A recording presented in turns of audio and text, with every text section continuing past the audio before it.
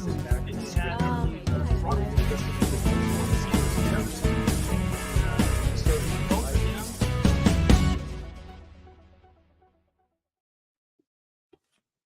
Yeah, I did the thing where it was the thing, but the thing, and I was like, oh, I got this down pat. We are rolling now, and it's like,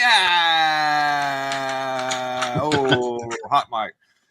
So I'm sure you got my text about what I wanted to talk about. Now, what we're going to do is, I know you were going, because you know, but we're going to be real careful about this. So basically, yes, we all know what was said in that line where it says, don't trust the white people. We know about it. Everybody's seen that video, right? I'm sure, maybe, possibly.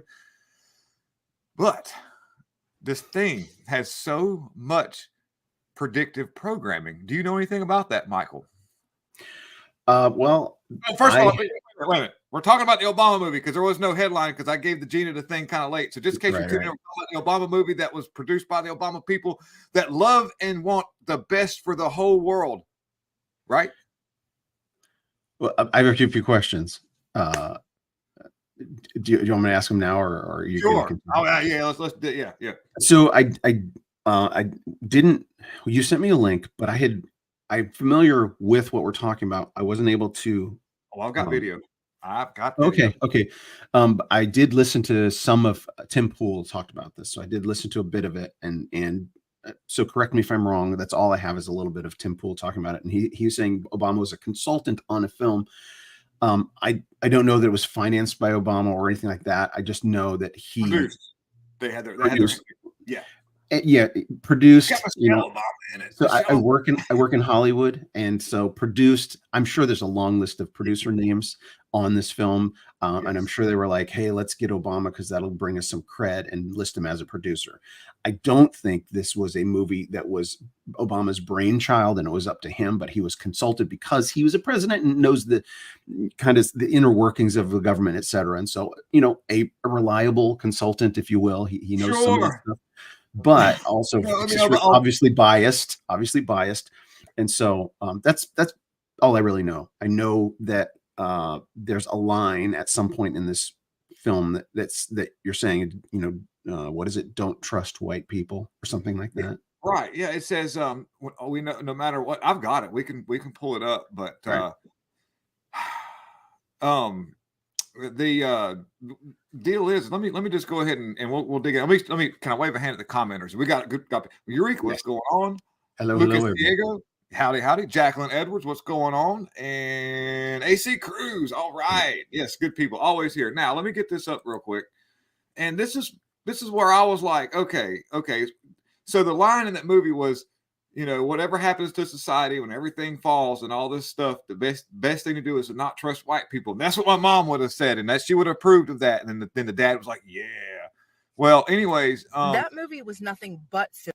Okay, so I'm gonna try to. I've got a list with timelines on it, but the predictive programming starts. We'll do the easy one. This is the easy one. This is 2 minutes. And this woman sums up, it even talks about some of the strategy behind electric cars that self-drive and what they could be, you know, nobody ever thinks about what could be done with some of this technology. So let me get it. We'll play it real quick here. It's called Leave the World Behind. I'm not a big movie watcher, but my husband is, but I usually just sit in here and read while he watches whatever. But I tuned into this one. It's a new movie just released on Netflix, and it's based off of this book. And it was produced by the Obamas. And unsurprisingly, there are a lot of things. Essentially, the movie is about the downfall of civilization and how it's done in 3 steps. First step being that the government is going to be toppled from within. Next one, that it's going to be littered with disinformation and misinformation to confuse the masses and to create chaos. The third step, if the first and second step are done correctly, is going to cause basically a civil war, causing the paranoid and problematic to start turning on each other. And this movie is just full of Easter eggs. One part in the movie where self-driving Teslas are directed to crash into the ins and the outs of the city to block anybody from getting in or escaping out. If you pay attention in the movie, there's this mural behind the bed, and the mural changes throughout the mood of the movie. So it starts off as calm, then as the movie intensifies, it gets more rough and more stormy. There is a very obvious Friends reference all throughout the movie. The little girl is obsessed with the last episode of Friends called How It Ends. It's interesting because the star of the movie, Julia Roberts, also dated Matthew Perry way back. Matthew Perry, who also passed away earlier this year. The movie also references like billionaires and their bunkers, and it references the cabal on way more than one occasion. The heart of it is that the cabal has fallen, and so nobody is in charge, and this is what's leading to the fall of the United States of America, essentially. This is the message that everybody gets on their TV when it happens. It has a very predictive programming feel to it. But let me know, have you seen it? What other things did you notice? And I mean, with the Obamas and the constant references to water, planes crash in the water, and a boat. So what do you take out of that? You think? She used that phrase, predictive programming. Yes, right? I kind of coined that from what I've heard. Yeah. Yeah. Well, movies do a lot of that. I think we've seen that happen in quite a few. With about the one where they locked everybody down and pretty much was a movie made about what happened, when they did the whole C thing, the whole big capital C word, Yeah. I have two comments. Yeah. I don't want to eat up too much time because I know you have a lot more to talk about. One of my comments is, well, Alex Jones, that's a whole nother episode, but he's been reinstated to Twitter. I don't know if just mentioning his name will get us banned. No. But I listened to his. I'll have to be perfectly honest with you. Never listened to him before until Tucker Carlson interviewed him. I listened to the whole interview, and I'm like, oh dang, that guy is ain't so bad after all. He's a friendly, right? He's. I tried to tell a lot. I talked a lot. I know he's got some outlandish stuff, but believe it or not, I've actually spent a lot of time diving into some of the stuff that he talks about. He's got some verified predictions that have come to pass, and that's what comes to mind in this predictive programming. He's like, he reads their material, right? He spends his time reading what the government is up to, what their long-term visions are, and so, right, that this kind of comports with what he's saying. Here's the other thing I want to say quickly is one of the debates. Especially in my profession as a media professional and in college and my communications classes, one of the debates that always goes around is does art imitate reality or does reality imitate art, right? You're talking about predictive programming, right? Is the art a path? Is it mapping out something that's going to come to pass, or is it a reflection of things that are already happening? And the answer is yes. It's both and. Right. It's like their art reflects reality, but reality is also guiding the art. So I don't know if that answers the question, but it opens the discussion. In other words, how verifiable is predictive programming? Is it something that's purposely put in movies? I would, in my opinion, I would think that it seems like they do purposely put in something that they know that they want to get people acclimated for. And something that comes to mind is, and this would be sort of the direction we're headed in, just considering if infrastructure does fail. Think about it now, and it's been going on since before this, but this is when I noticed it personally, was whenever I started seeing a lot of the movies and all these things and television shows and series all geared towards being in a situation of struggle. Like the Hunger Games and other and even just regular television. People were having to live in primitive conditions. They had to fight for every little scrap they had, and somehow or another, the Hollywood it was very capable of putting a very positive spin. Like this would be a glorious life to live. Wouldn't you love to live in the Hunger Games? You'll look so beautiful with your bow and arrow and your halter top with your gazongas hanging out. It doesn't work like that. It just does. But people will go, wow, I'd love to be so and so and so on that movie. No, you wouldn't. No, you wouldn't. Or better yet, they like all the rock and roll songs. This has nothing to do with society. Well, it kind of does, but like Bon Jovi, I'm a cowboy. I'm a cowboys just was like, oh, this is so fun to be a cowboy. I'll just have my little pistol and I'll ride my horsey and I'll be a cowboy. I don't realize you died. It was lawless. It was lawlessness, right? You don't want to be a cowboy. Oh, you don't. There's nothing. There was an 80s song. Remember that? I want to be a cowboy. Oh, yes, you remember this. Yeah. You were there. Yeah. I can see you now with like a flat top haircut. No, I did not have it. I did have a mullet, though. I did have a mullet for a while. Did you ever own a Camaro? I personally no, but my grandmother, it's actually still in the family. I think it's just sitting in my uncle's backyard with weeds growing all up through it. But there is a Camaro in the family. Yeah. I like this. Classic. Let's see if I can pull this. I actually have a piece of paper that I wrote down timelines and stuff, and I've left it in the other room. So it's just right behind me. But here is. Let's just play for a second. Steve Bannon. This girl Hill breaks this movie down pretty well too. I'll be right back. So we see a movie here now that is co-produced by the Obamas about the potential cyber attack, which causes mayhem, obviously. And I saw it, and it reminded me an awful lot of the narrative portrayed in a video published about 2 years ago by the World Economic Forum. And this was a video in which, to me, like a class. Say predictive programming. What do you mean by that? So predictive programming is the idea that our governments or our elites, for example, use things like fictional stories, movies, the media, Hollywood to sort of condition the general public and prepare them for a certain type of future event. In this case, you could say the cyber attacks, right? So the World Economic Forum has been warning us about it. Now we see all sorts of apocalyptic movies coming out about the potential dangers of cyber attacks. And what I'm afraid of is that this is just simply them telling us what they have in store for us next. You know, if you know what the global. Now, this is a good moment because I'm glad I wrote my notes down because I think of stuff and then it goes out of my brain when I'm trying to think. You've heard recently in Texas, right? You know, Texas has been experiencing some weird activity when it comes to military operations. You heard about that, or maybe possibly. You're in California, so you're really isolated from a lot of the propaganda we get to be exposed to. But in Texas right now, there was people in reports of helicopters, big ones too, flying really low and different ones through the cities and all. And then it was confirmation through some of the Department of Defense that they're currently running active military exercises in downtown parts of Texas and all that. Now, you know, is that the only place? I am going to say no, because I have seen strange activity. Extremely low flights. You know, most of the time when military flies huge aircraft at low altitudes, what are they trying to do? Do you know anything about this? That, you know, under the radar, you fly under the radar because radar has a certain altitude, and when you get underneath that, you can fly under the. So, are these approved military operations, or are they dark military operations? Or are they using it to? I don't want to use a trigger word, but you know, they're moving a lot of people illegally. You know what I'm talking about? Like people that are.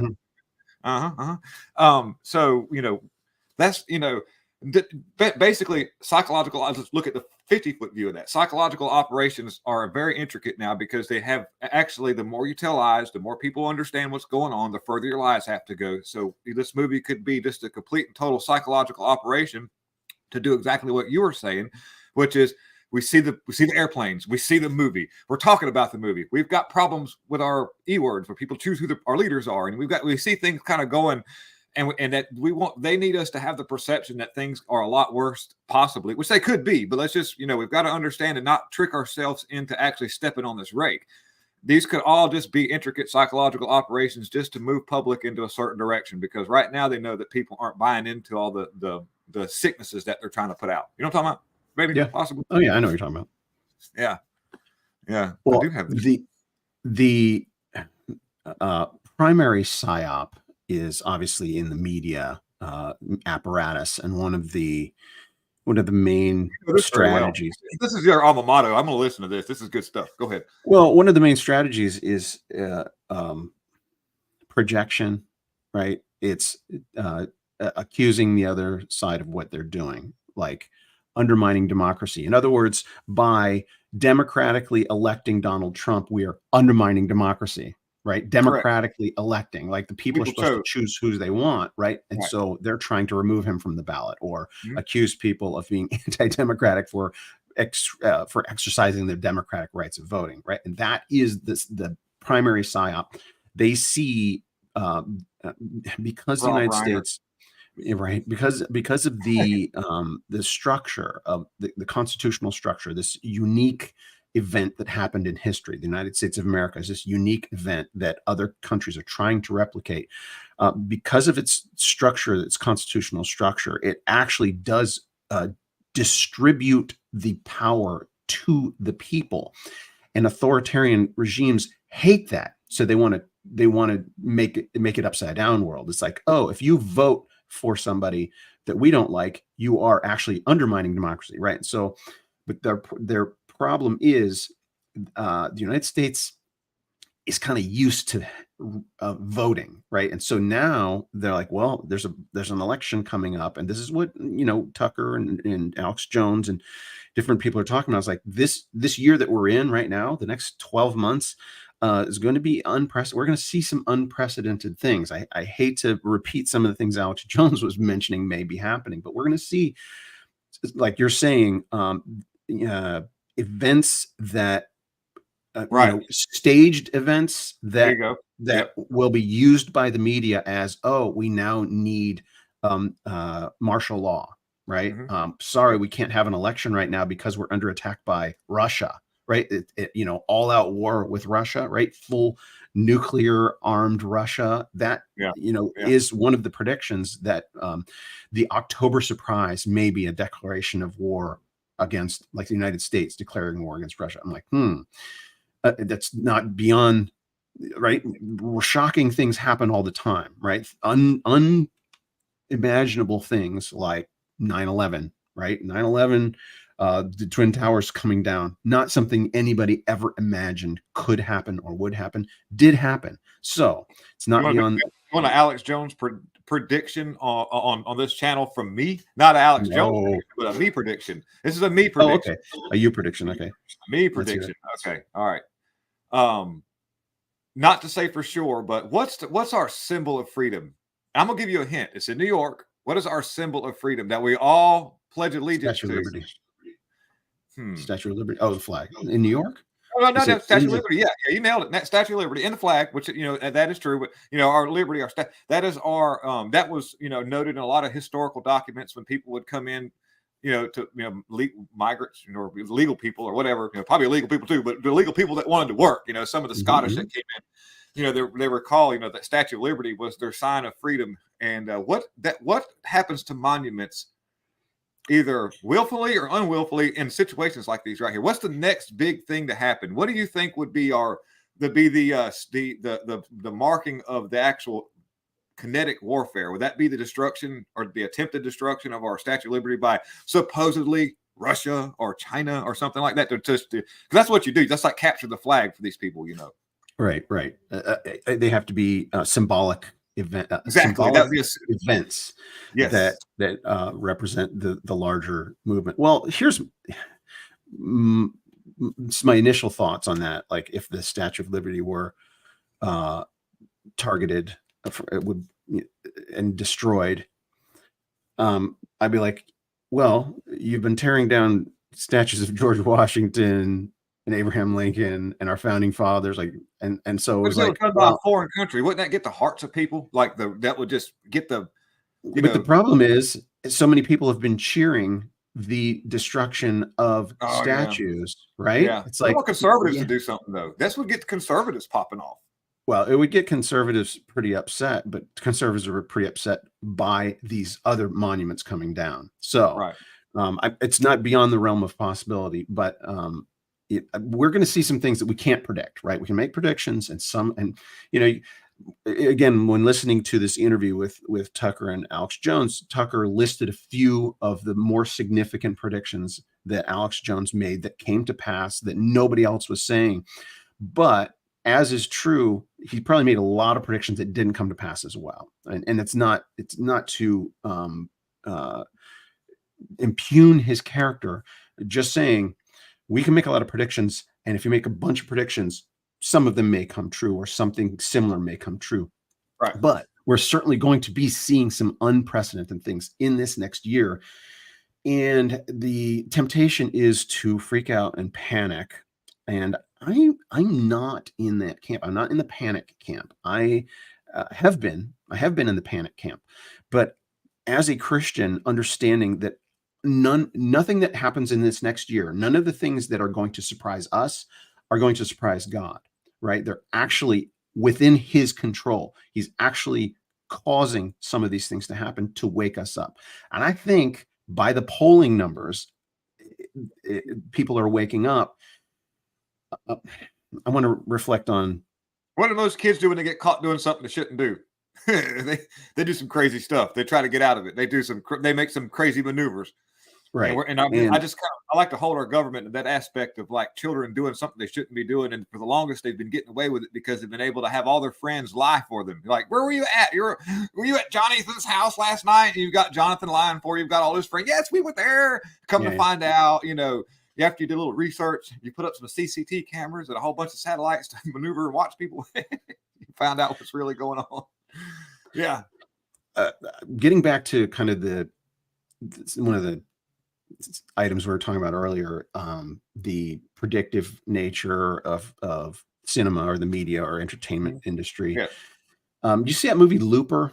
I don't know if I've talked to you about this before. The movie Looper with Joseph Gordon-Levitt and Bruce Willis, about their Surrogates was a good movie with Bruce Willis in it. Looper was in the future. They send people into the past to eliminate people from the past who are problems for the authoritarian government in the future, right? They have the ability to travel through time, so they send these assassins back in time to kill people so they will never be born and affect the future. And spoiler alert, Joseph Gordon-Levitt is Bruce Willis is the same. They're the same guy, and Joseph Gordon-Levitt is sent into the past. They send. I got it a little bit backwards. To take himself out. I got it a little bit backwards. They send guys from the past into the future. No, wait. Anyway, you kind of get the idea. But in the future that they portray in this movie, they portray that who's ruling the world, what has happened to the world in the future. It's China, right? China is in control of the world. Right. Anybody who wants to succeed will bow to China. Right. And so this is one of those dystopian visions of the future, as we were talking about. Like the dystopian vision of the future is communist China ruling the world. And what will that look like? And it's really impossible to really predict what it would look like. But I don't think it's going to happen. It's not going to happen. It's not. I mean, it would only way, so let's say China doesn't rule the world, but a certain ideology does, which then itself which that ideology is run by a certain thing. It could be China, it could be this, it could be, but think about ruling the world with that, not necessarily a country or a region, just with an ideology. In other words, this is where we'll see a lot of the predictive programming that talks about this movie that leads us up to that, which would be, you would pray to the AI God. You would, this is the only thing that could move us in the direction of, everything's collapsed. Our internet's down. It seems like internet is everything. We don't need the internet. I mean, we do now because now we've got to try to fight everybody on the internet. But if it wasn't for that, we wouldn't need it to begin with. Thanks, CERN, for putting the world back together. God did a really good job at separating us and getting us apart far enough to where we wouldn't travel information so fast and piss everybody off and be at each other's throats. Then people at CERN, which is satanic ritual people, said, we'll put the world back together and move information really fast. And look, everybody's mad. I made that analogy a long time ago, and it seems to fit. I mean, just considering the fact that's being that CERN is a allegedly satanic thingy. What does Satan do to all God's creations? He inverts them. He tears those down. He wants everything that God did undone. And God split the world, put the world in pieces, gave everybody a different tongue, gave them, that slowed everything down, gave people time to process with what's going on around them. CERN says, I'll fix that. I'll come along with my internet. There you go. And so, the predictive. Go ahead. I'm sorry. I went on a rant. No, that's good. Tell me what CERN is. I've heard of it, but the initials stand for. Do you know what the initials stand for? Something. Look it up. It's a particle accelerator. Yeah, it has an abbreviation, but every time that they take it, so particle accelerator sounds all happy, fun, and everything. Like, oh, okay, wow, it's a particle accelerator. They study and stuff. Which, don't get me wrong, a lot of scientific breakthroughs have been brought to the table, but that's just a byproduct, I think, of some of the things that could be going on behind the scenes. Because if you do any research about the facility, one of the key things that you come up to when you go to the head part of it's part of Switzerland in a big loop. It's huge. It's miles and miles of a magnetic loop underground. Yep. and you know, but every time they bring this thing down to upgrade it and bring it back up, they do all these satanic rituals where they have people doing blood rituals and all the look like evil spirits and different things where they really pray to a satan. There's the god of destruction is right in front of that place. The sun god, you know, so I like what you like when you were mentioning about you know, God divided the tongues, right? Divided humankind so that humankind wouldn't, you know, there's power in unity, right? When you unite, there is power, and if the whole human race is united behind something, there is power. And God's like, you guys aren't on the right track. Let's split you up. Now, however, that biblically has been reversed in the Pentecost, right? So Babylon was to divide those who thought they were gods, right? Humans trying to unite, and God broke them up. And then what he did was the Jews from all over the world came to Israel for their holy feast, the Passover, right? The Jews that were dispersed around the world came together, and those Jews spoke the languages of all those countries, right? In Genesis chapter 11, the Tower of Babel, there's a list of countries that it talks about, and then in second chapter of Acts, it lists those same countries where all these Jews were from. They come together, and what happens? They all hear their own languages, so they are united in Christ. The truth of what Christ has done reunites all of those who were spread out, are reunited, and then all those people that hear the gospel in their own languages are sent back out. So God used that to get the gospel to the whole world. So the gospel spread to the whole world in the first century. What is the largest single group? You know how we have the tribalism? People are, you know, which tribe you belong to, what characteristics do you identify with that unite you? What's the largest single group? Aside being human, that's a huge group, 8 billion. And aside from being male or female, say that's roughly 4 billion each. What's the next largest group, single group that those who identify as one thing? What is that next largest group? Okay, I'm gonna do my best to do a good getting spiritual, maybe, possibly. Yes. Okay. All right.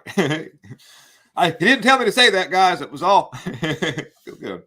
If you identify, what do you identify? I identify as human. I identify as male. I identify as a follower of Jesus Christ. The next largest group, aside from male and female being 4 billion each, roughly 2.5 billion people on the planet identify as Christian, right? That is the largest group, and that number is growing.